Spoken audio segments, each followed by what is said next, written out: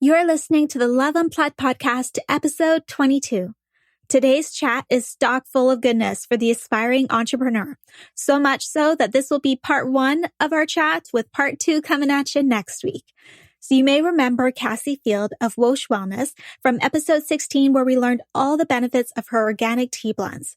She has a newfound passion following launching her business, and it is helping other entrepreneurs launch their dream businesses with her mentorship program. So grab yourself a cup of organic tea and let's get ready to learn how to launch your dream business.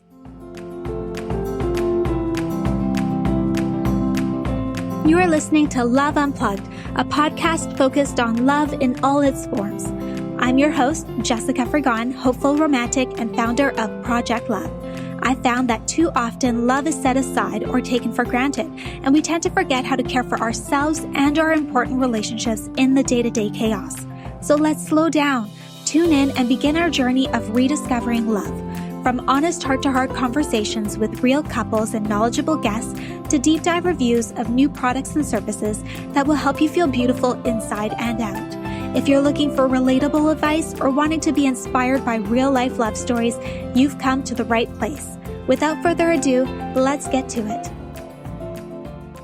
Hello, friends. Today is a very special day as I am again joined by Cassy Field, founder of Woash Wellness. So you may remember her from episode 16, where we chatted about her organic teas, which I am a huge fan of. I drink it every day, and we talked about so much more. But through creating her business, she found a new passion, and I'm so excited to dive on in and learn all about it. So she now offers mentorship packages to help aspiring entrepreneurs achieve their dreams and launch their own businesses. So welcome, Cassy. I'm so honored to have you as my guest again, and I'm so excited to learn about all your new passion. But before we start, for those that don't know you yet, I would love for you to share a little bit about who you are. Thank you for having me again. It's so great to be back, of course. Last time was so fun. Diving into all the teas and all the herbs. It was awesome. So just a kind of a brief overview if you haven't listened to the previous episode. My name is Cassy. I am the founder of Woash Wellness. We are a Vancouver-based loose leaf tea company that bridges the gap between traditional herbal medicine and modern wellness. Mm-hmm. So we basically aim to encourage health-aware individuals nourish their bodies from within. So get really intuitive with their decisions and basically support them and enhance their overall health through traditional herbal medicine. And making that really accessible, understandable, and relatable with each of our blends, and keeping it really simplified and transparent. What I love about your teas, I'm going to gush again. I only put people that I really love on this podcast. So thank you. Oh, I got the double time. I must be really loved. I like it. Thank you. I've been a huge tea lover, and, I always drink tea, but I've never really had a tea that kind of gave me any benefits. Mm-hmm. Like I never saw a true difference.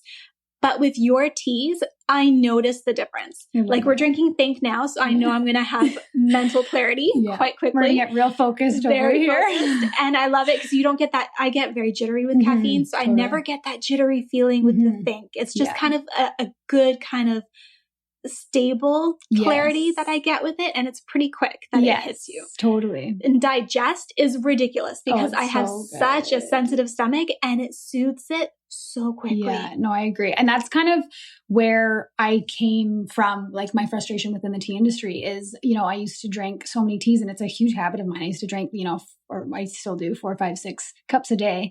And I really wanted to benefit from my habit. So really being able to take away all of the natural artificial flavorings, the sweeteners, the sugars, everything that kind of cover ups all those benefits, and really getting back to like the root of tea and the traditional reason of why it was created in the first place. So I'm so glad that you find it so beneficial, because I couldn't shout that loud enough. Because I just, like people, especially with like digest, like food intolerances and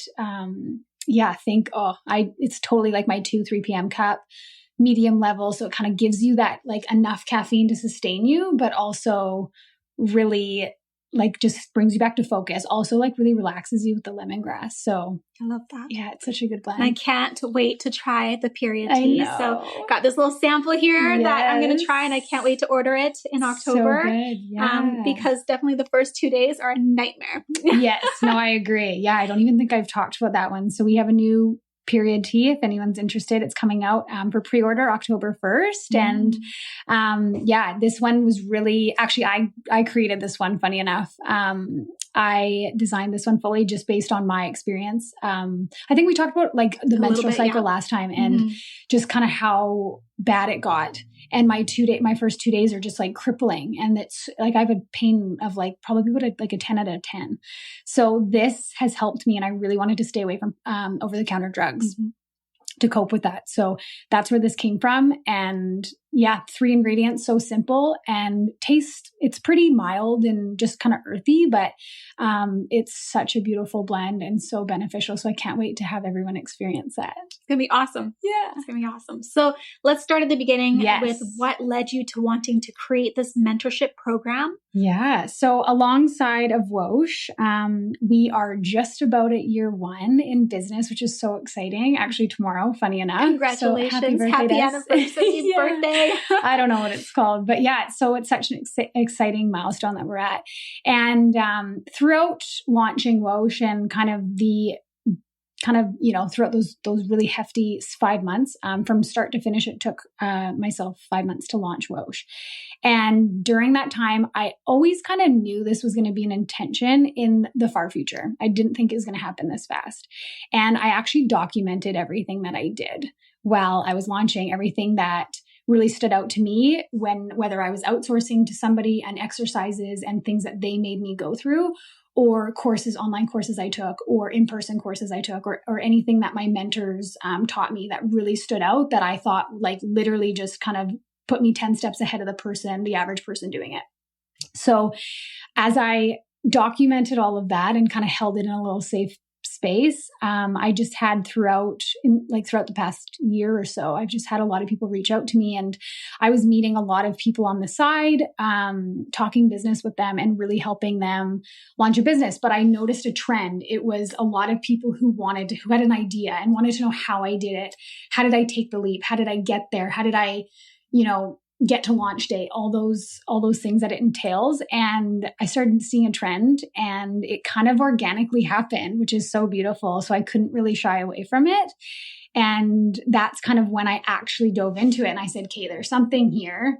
And there's something so valuable in what I did and what I was able to learn in those 5 months. So I wanted to create that and simplify it in such a strategic, experience-based 10-step program. And that's what I built. And now I basically I want to call them pre-entrepreneurs. But if you're ready and you're ready to commit, you are an entrepreneur. And taking them through the 10 steps. So we actually start from their idea and walk them all the way through to launch day. Wow. So it's so exciting. And I get to sit front row right next to these amazing, smart, beautiful people creating their passion careers. And that was the funnest, such a good part of me starting Woash was creating it, let alone during it. I was probably very stressed, and I probably was like, when's this over? I just want it to be there. I want to be happening. I want to be good. I want it to be growing and successful. But now that I look back, it was such a pivotal moment for me. And I just want to be able to help people in my position get to where I'm at now.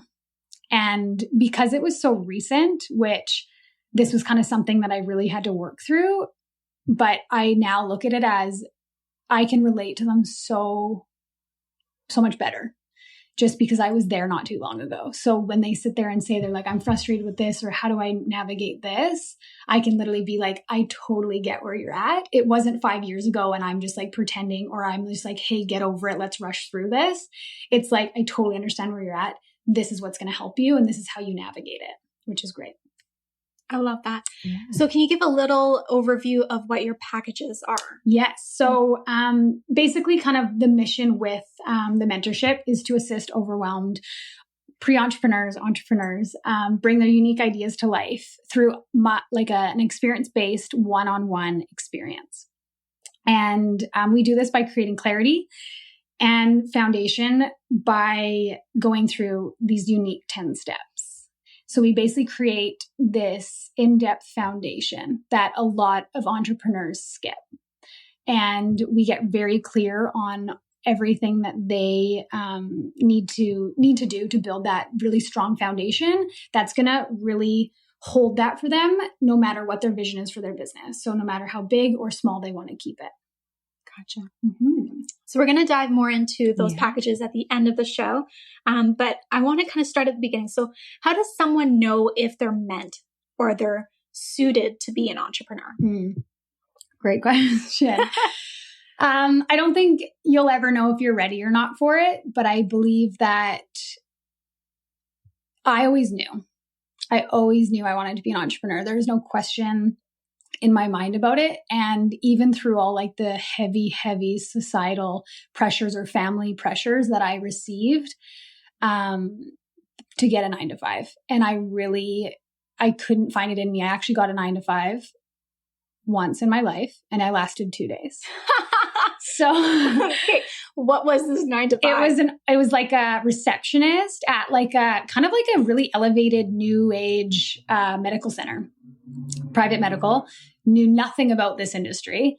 And I just got the job through like a family friend. And I literally, which was even more awkward because I knew them and I had to like write this letter of resignation for 2 days of work being like, hey, sorry, this is not a good fit for me. And that really solidified it. I was like, there is no way that I can sit at this desk for the next year, if not more, and or career. So I always knew. I do think that entrepreneurs know. I do think that they have it in their heart and in their mind and in their soul that they're like, this is the life I want to build. And it's something that you build. It's not something you walk into and it's just there. Like I am continuously daily building this entrepreneurship lifestyle that I wanted to create for myself. Am I there yet? Absolutely not. I work some days like 14, 16-hour days. So I actually was talking to a friend the other day and we were talking about how everyone's like, I want to be an entrepreneur. And we're like, why? And they're like, oh, the freedom and like, because I don't want to work that much. And I'm like, good luck. A lot of work. Good luck.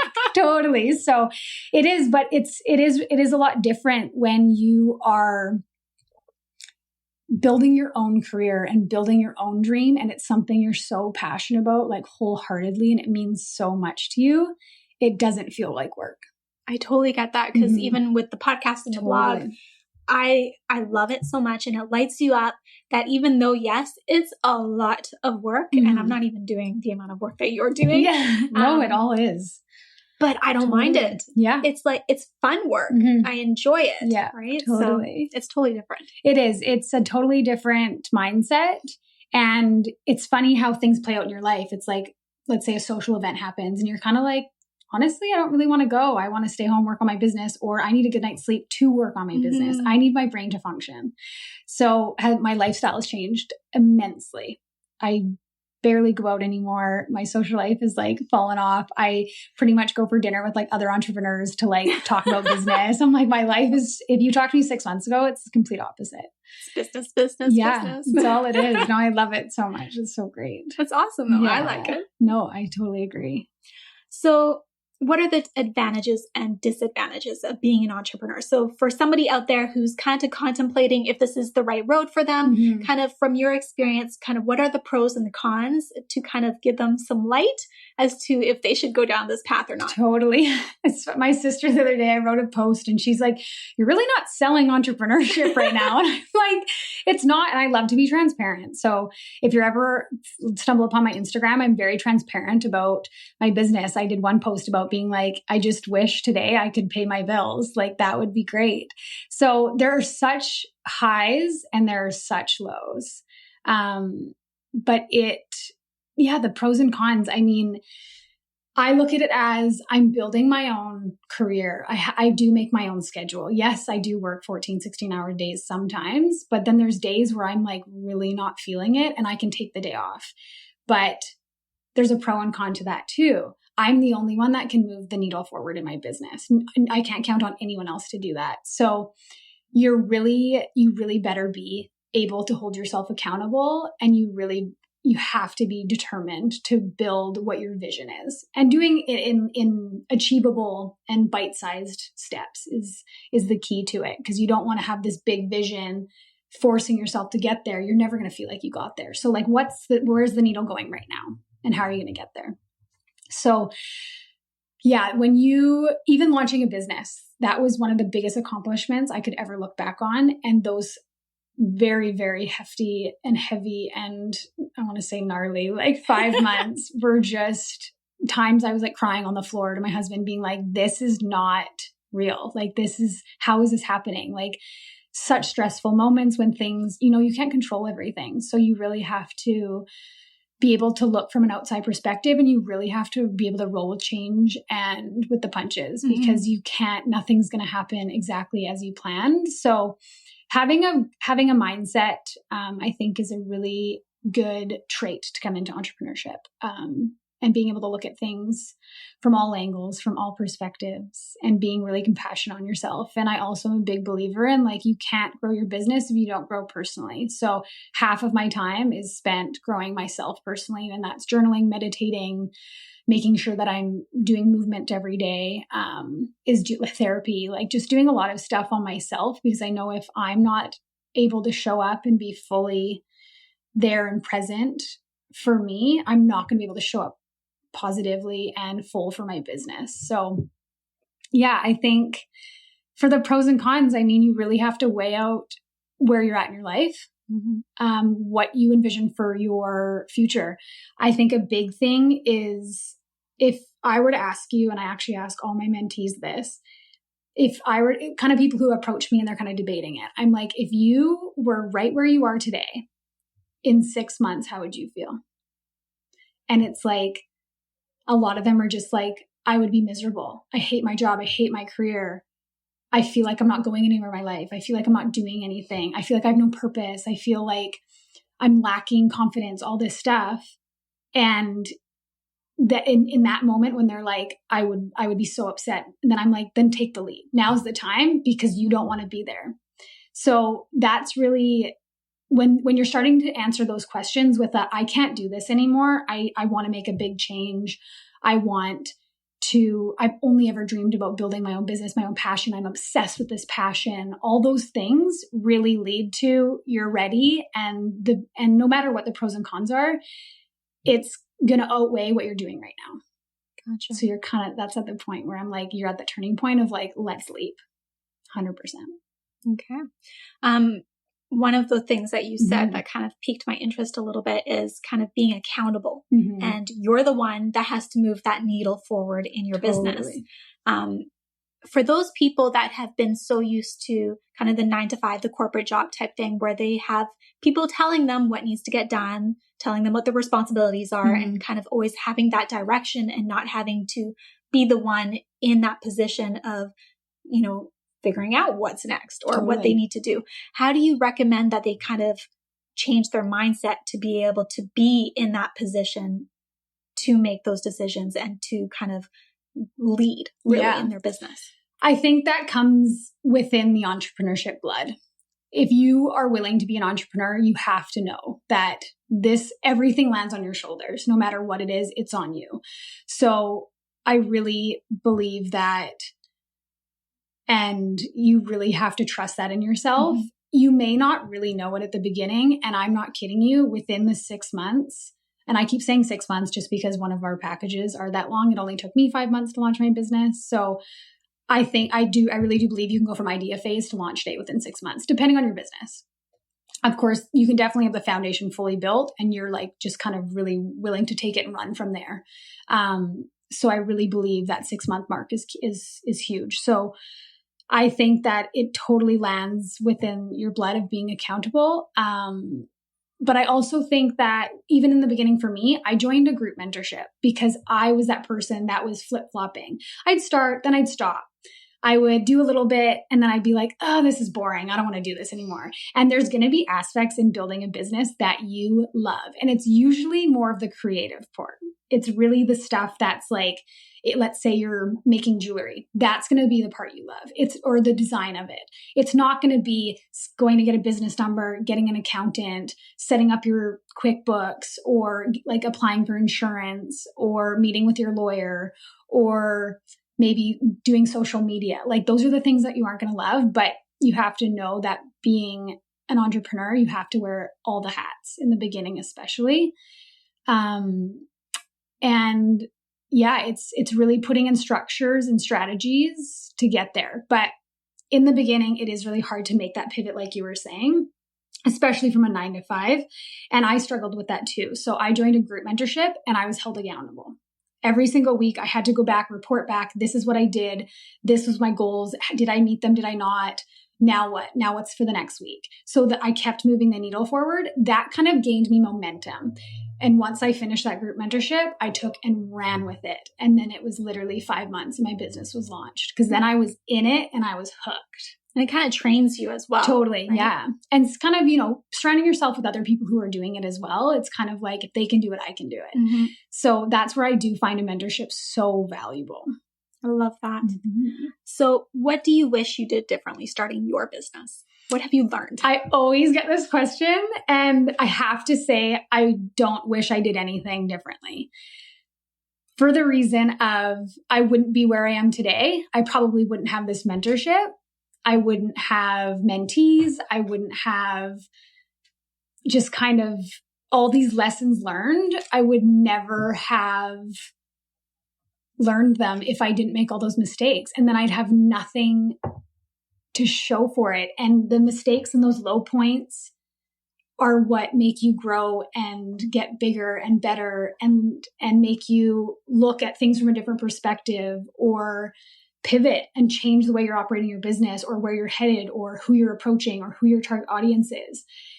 Those moments are crucial to growing your business. If you just went into it and it was like smooth sailing and everything was great, it's going to plateau like that it could be for a while. And then what? You need those moments where totally you struggle so that you learn. You have to. Yeah. So, and I mean it, they suck. They totally, totally suck. Like they're the worst. And yeah, countless times I've been just like crying on the floor being like, I think I had it last week. I was just like, I'm feeling really down about the business. I don't know if this is cut out for me. I met with one of my mentors and we were really diving into what the next step is. And like that's probably distribution and like mass quantities for the tea business. And I'm like, he was talking to me about the steps of it. And I was like, whoa, like I was taken back. I left the meeting like drained and I was like, I don't think this is cut out for me. So you just have those moments and they really suck. But but it's funny, like, the fact of, this next curve that I'm going through, and it's going to be such a big learning curve because that's literally no man's land for me. Mm-hmm. And having those mentors in place that can help me is going to help me to learn. And then I'm going to be able to do this for my mentees. And that's what's so beautiful about going through like the mud and dragging your feet and it being really shitty. I love that. Yeah. So I don't think I changed a thing. That's awesome. Yeah. So what do you feel went really well? Like, what are you super proud of that you just feel like you hit the mark on it? Yeah. A couple things for sure. I think our branding is so on point. And of course that has to do with people that I hired the right people. Mm-hmm. So, I definitely was really keen on outsourcing in the beginning because I knew I can't do everything right. And again, when I say you have to wear a lot of hats, you totally do. Like I know how to code on my website. I know how to like input SEO, like weird shit that you'd never even think of. I now know, but there's certain things where I needed a professional to do it. And at certain times in your business, that you're going to really need to outsource. So I think our branding was so on point. My vision totally came to life exactly how I wanted it. I think it's beautiful. I think it stands out. I think it's unique. So yeah, that's probably one thing is that I hired the right people. I hired the perfect holistic nutritionist and herbalist to design my blends. Yeah. And then kind of on top of that, I think the way I did it and kind of, taking the plunge and diving into a mentorship, that was the first best decision I ever made and best investment I ever made. I was like, okay, I'm ready and I clearly can't do this on my own. So I need to do this. And I invested. And from then it was 5 months until we launched. That leads to launch day. And we executed such a brilliant launch. I think we get into this a bit later. Yes, you do. But yeah, it went so well. We had a following, we had a community, we built that. And that was our strategy, to have a community that was waiting for us And that is so key to a successful launch. I love that. Mm-hmm. We're gonna dive into that. That's all I'll say about that. I definitely want to know more about that. Totally. And I love that you spoke about knowing your strengths, right?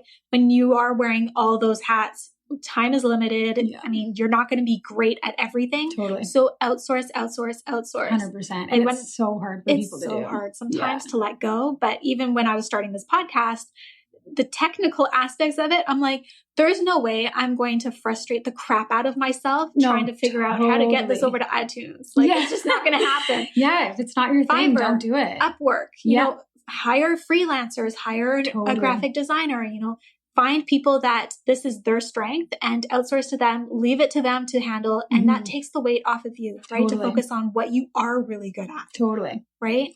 Yeah. There was something that my boss said to me once where it was like, in one of my reviews, I was like, you know, I suck at math. I really do. My brain just crashes. And if somebody watches me do math, it's really pathetic. I'm telling you, it's really bad. I love it. But I was like, in my review, I was like, you know, I need to focus on, you know, strengthening my math skills and blah, blah, blah. And he came back to me. He's like, no, he's like, you're great at all of this other stuff. Focus on that. Forget about that. Use your strengths. Focus on your strengths. I love this, man. That's it. That's the best thing. And I was thing like, I've that's heard. Brilliant. Totally. Inside, I was like, hallelujah. I don't have to like focus on my math stuff. Yeah, you're like, it's just like a weight off your shoulders. You're like, hey, forget this. Let a math wizard do it. You don't need to do it. No. You don't need to do everything. Oh my goodness. And I have so many people come to me about their businesses and they're like, okay, but like, how do you do this? I don't know how to create this, like mainly products. Cause it's kind of like, how do you create a product? And it's a really unknown. I didn't know how to create tea. I still don't even know how to blend tea. Like I hire a professional to do that. So that's kind of the first thing you're like, and where people get, and especially like new entrepreneurs, like they get really down on themselves. They're like, this is so out of my realm. Of course it is. But you have to trust that there's someone out there, multiple people that do what you want specifically, so uniquely, and can do it exactly for you. And I love that, man, for saying that. That is such great advice. I've always dreamt like and envisioned when I do start hiring a team and everything, it's going to be so tailored to like specifically who they are and what they're good at. I don't want someone coming on that's being like, I'm a jack of all trades. I can do this, this, this. I'm like, that's not the person I want. I want someone who's specific in something. I know what my strengths are. And yes, I dabble into like other things, but I also know that a strength of mine is like, I can go on like a platform like QuickBooks or Search Console for SEO, and I can explore a platform and I can understand it very quickly. So I can, do I like SEO? Do I like data coding? No, but can I learn how to use and work a platform? Yes. It's a great skill to have. Totally. But a lot of people can't do that. They'll look at QuickBooks and they'll be like, what is this program? Like, it's kind of like learning how to work an iPhone for the first time. You're just kind of like, what? You're like, how user-friendly is this thing? So yeah, that's kind of, I love that. It's so good. It's gold. So what is the first thing that someone should do before creating their business? What is the very first step? Like when they have their idea? Yeah. Okay. So yeah, we can kind of go over a little bit of the steps. So kind of within the 10 steps, the first 3 are very brainstorm. It's really getting your entire vision and everything onto paper. When you are in the beginning stages as an entrepreneur, I see 2 different people. I see someone with their golden nugget idea and they're like, I got this idea. I want to launch it, but they have no idea how. Mm-hmm. And then the other person is sitting there and they have multiple ideas and they don't know which one to pick, which one's gold. They dilly-dally, they flip-flop between them all. For the first person who has their golden nugget idea, that person needs to get so clear on their idea. And everything is about getting so clear, having full clarity of what you're doing. So there's the what. So what are you doing? Mm-hmm. There's the why, which is so important. Why are you doing what you're doing? If you don't have a why, there's no purpose to it. And then how are you going to do that? So how are you going to accomplish your what? And then the next one is who you're doing it for. So if you don't know who you're approaching and who you're targeting, you are yelling into oblivion, into the masses, and nobody's listening to you. So getting really clear on those 4 aspects, and this is like brainstorming. This is like just putting a pen to paper, getting all those thoughts. Like, you're so brilliant, and all of my mentees and anyone I see who creates a business, even I shocked myself how brilliant I was in certain things. Like you discover skills about yourself and the way you think it really like amplifies when starting a business. So those 4 things, it's really about putting it on paper and getting so clear. It better be clear as gold that like if someone asks you, you better be able to just like spit it off and them being able to understand it.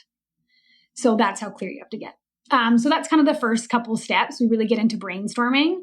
And then you kind of get into like product testing, and then we can kind of dive into that. But I kind of want to tap in or kind of touch base just on the other person. Okay. So the other person is a person who has multiple ideas. And I bet you like half the listeners are like, that's so me. And like, that's my husband. And that was me at one point. And I was like, but I want to do all of this. What I say to them, and I get them to do an exercise of like, what's all your ideas? Brainstorm them all, give them a really good in-depth kind of overview of like the who, what, why, how, and really dive into like why you want to do that. What is that underlying passion and the why of each of those ideas? You will 100% identify a common ground of all of them. Common denominator. That's math. There you go. There you go. Common denominator. What math is that? Grade 6? Grade 6? Grade 7? There's a common denominator of these ideas. There's something that you want out of all of them, and often they can be aligned. For example, me. Mm-hmm. I started a tea business out of pure passion and frustration of the tea industry. Mm-hmm. I started this business, and then I discovered how much I love talking about business. And often, as maybe you can tell that I like talking about it more. Yes, your face is lighting up quite a lot. I feel like this episode's going to be so much longer. It's just very... I knew that about myself. I knew that I loved business. I knew that but I didn't know I loved it this much. Mm-hmm. So now that I get to bring that passion into my other business, like I'm on cloud 9 right now. It's just, I've aligned 2 of my passions. They're totally opposite if you think about it. I own a tea business, and then I own like a mentorship, if you want to call it a coaching business. Mm-hmm. Yes, I run a business. So it got me to that level, but they're so opposite. So don't be afraid that you can't do multiple things. Us millennials, we are so multifaceted. If you want to call us that. It's just kind of figure out what your kind of niche and what your gold moments are. And like I just had an interview with somebody. We have a new archive coming out on the blog soon. Stay tuned. Mm. And he is a yoga teacher, and he also owns a leadership collective. So he basically develops leaders and recruits. So he owns like a recruiting company, plus is a yoga teacher. And then he also does like speaking and engagement. So he's like on stage and he used to be like an actor in kind of high school and afterwards. Those are 3 very opposite things. Yes. But they're all a part of him, and it just works because they're each a different passion of his. So don't be afraid of that is kind of what I really want to drive home. I love that. Okay, so you talked about the 2 different types of people, but what about that third person who wants to be an entrepreneur and has no idea what service or product to offer? Mm-hmm. So totally. Like I'm a perfect example of that, where I have the blog and I have the podcast, but I'm not offering like a service or a product, and mm-hmm. I don't know what to offer yet, right? So how does someone go about kind of figuring that out?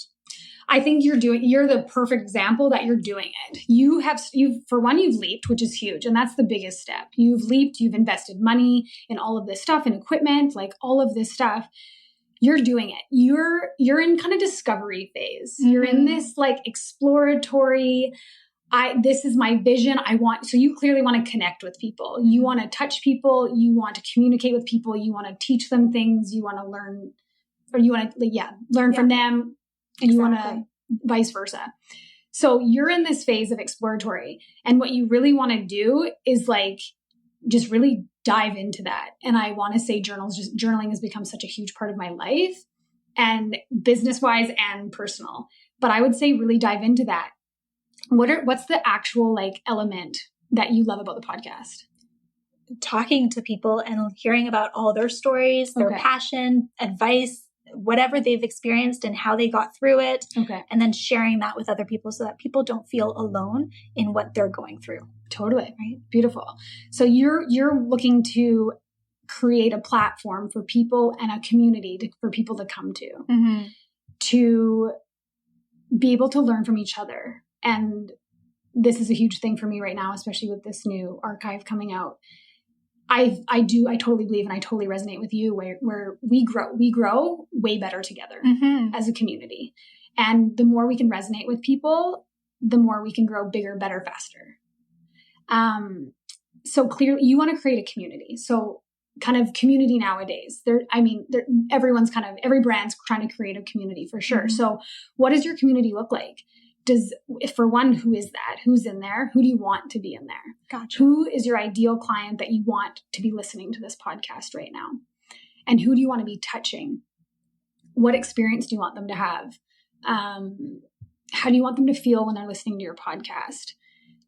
Really driving into those really nitty gritty, minute details is going to spark inspiration and ideas. So is that going to be like, you're going to start doing events and putting on events for people where they can actually like come offline and really communicate together, and we can learn as a group, as a safe space, and you're the moderator of it, or you're the one that connects people together, or possibly you run kind of like a sisterhood, maybe somebody that's kind of, maybe let's say for an example, just for ease of example, someone like me who started a business, and somebody who's kind of in that idea phase, you could be the connection between those two people. Gotcha.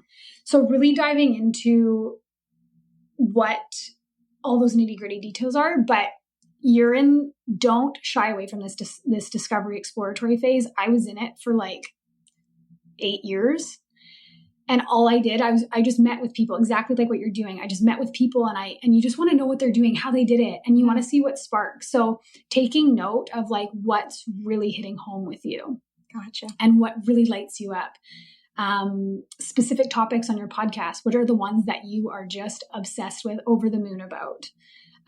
That's kind of an avenue to explore. Gotcha. So kind of really, you got to get really...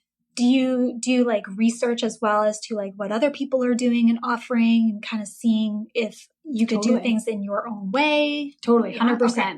I would say like, if it's going to be product or service. So I've actually come across a couple people who've like started businesses, and they're like, okay, how do I monetize this business? How do I scale it? How do I create passive income? That's a whole other thing. That's a whole other topic. So it's like, okay, let's start making money. And then it's like, okay, how do I make this passive? How do I make money in my sleep? So for the people who, are kind of in that exploratory phase, I would say if I were to work with them, we'd be doing step 1 through 3 and really getting down to the nitty gritty of what you're doing and why. And really finding those connections and those pain points for you. And there's something there. Like there's something here that you want to do, that you can offer the world, that's going to better the world and the person who you want to hit. So it's all about really getting down to that nitty gritty, dirty details. I find that sometimes it also comes from your own personal experience. Like totally. With you love tea, but there was something missing that you weren't getting from the tea industry. Totally. So you created something that you were going to benefit from. 100%. Versus like, I went through a whole burnout and like all that stuff that I kind of talk about on the podcast now. So kind of what is missing from the industry that I could have benefited from. Totally. That others could now also benefit from. Yeah. So it's also kind of looking inwards and kind of seeing from your experience as well, what could you have benefited from having out there available that you can maybe create? Yeah. And majority of businesses that, especially product, it's kind of like we see this thing that we want and it's not out there, so we want to create it. Services are a little bit different because things kind of get grouped into like coaching or whatever that service is, or it's like whatever, copywriting or digital media. So those kind of get grouped a little bit. And then within, if you're looking to do a service, you have to figure out what's your niche, what's your unique offering within that over encompassing, let's say it's coaching. What's your unique offering in that? And how can you hit those people in that niche?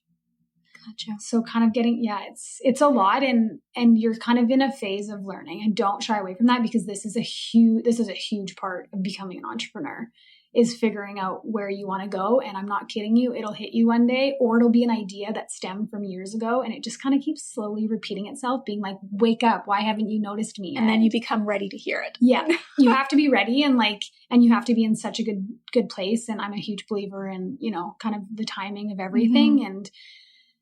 And I've had actually a lot of conversations for like the listener who has a business and is like, I wish I was further. Yeah, me too. I totally get you. We all do. Right? But I'm in a phase right now where I am sitting back, leaning in and trusting that I'm exactly where I need to be. And when I started to do that, the things that I have been kind of wanting, let's say manifesting, or the items that I envision for the future, they have just like flowed so easily. But the things that are hard that I'm pushing for, they're not meant to happen right now. And I know this is like probably such a time old thing that everyone says, but being an entrepreneur, totally 100%, like it's just how it goes. And I think another thing with building a business that I really want to stress is no matter how, of course I have businesses that I just look up to, product-based businesses that I'm like, I wish, and I'm comparing, I wish I was them. And they're doing great. Of course, they're a couple years ahead of me. And I'm like, how can I get there faster than they did? Of course, we think that. We have business minds and we just want to get there the fastest for millennials, that whole thing. And with that, you have to realize, even if I went copy for copy, like step by step, exactly how they did their business, I would nowhere be near where they are. Mm-hmm. You have to really believe that what you bring to the table is what makes your business different and bigger, better, more experienced, unique to that industry. So you are the heartbeat of your business no matter what. And you can't really compare yourself, which is a huge thing. Being an entrepreneur. Yeah. So. Okay. I have a burning question. Yeah. And I've always been told this, create your business plan. Yeah. Which is, in my mind, a nightmare. Yes. Is it really essential at the beginning? So I went to business school. So this is where it's funny. If I were my entrepreneurship 101 teacher, she was like, nope, you have to, for one, it's not even just a business plan. There's a whole other portion before that. It's called a feasibility study. So you have to do this full on feasibility study. That's pretty much a guessing game of what, if your business is going to succeed or not. Then once you find it feasible and you stamp it with a big, yes, it's feasible stamp, then you move on to your business plan. I'll be 100% honest. Did I create a business plan? Absolutely not. I did, however, I actually have it at my computer as lean business plan. So then like quicker, faster entrepreneurs created this thing called like, we're just going to do a lean one. We're just going to skim over the things.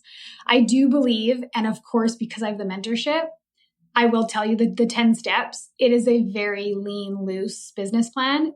But the thing with a business plan, let alone you do it step by step by a textbook, or you kind of just get down kind of the things like the fundamentals, the foundation that you really need, no matter what, you're going to do it. Yeah. Let alone it's formal or not.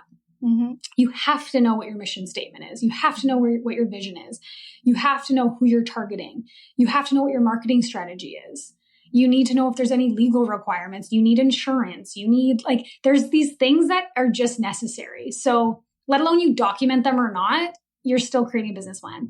If you really need a business, the only time you actually need a business plan is if you need to go approach a bank for a loan. Gotcha. Okay. That is the only time you're going to have to actually physically make a beautiful printed hard copy and hand it to somebody. That is the only time. So, yeah. And it's funny that during the mentorship that I built, the 10-step program, it really gives you this very loose, very informal business plan. Okay. I like that. Yeah. So no matter what, create it. Yeah, pretty much it just kind of, let alone it's very informal, but there's a foundation to every business. And that's something that I noticed and something that I was like, this is a lot more simple than everyone makes it out to be. It's 10 steps. It is. It's not that bad. And a lot of it is just really brainstorming and you getting things on paper and you claiming a digital space and you claiming a physical space. kind of how you're going to approach the digital world, plus how you're going to approach people, like networking and people in person. Like, there are these absolute foundation must-haves if you want to have a solid foundation that your business can grow from to create your vision, if that makes sense. That does make sense. Okay. Don't be overwhelmed. You don't need to creating a mental checklist of things I need to do now. Right? It's a lot. I'm Jessica, and thanks for tuning in today to Love Unplugged, the podcast. If there are any questions or topics you'd love answered on the show, head on over to www.projectloveco.com and share your request with me. If you haven't yet, go to iTunes and subscribe, rate, and review this podcast and share it with a loved one. Your feedback means the world to me, and the community we've created is what fuels our discussions here. After all, this is all for you. Join me next time for another unplugged conversation.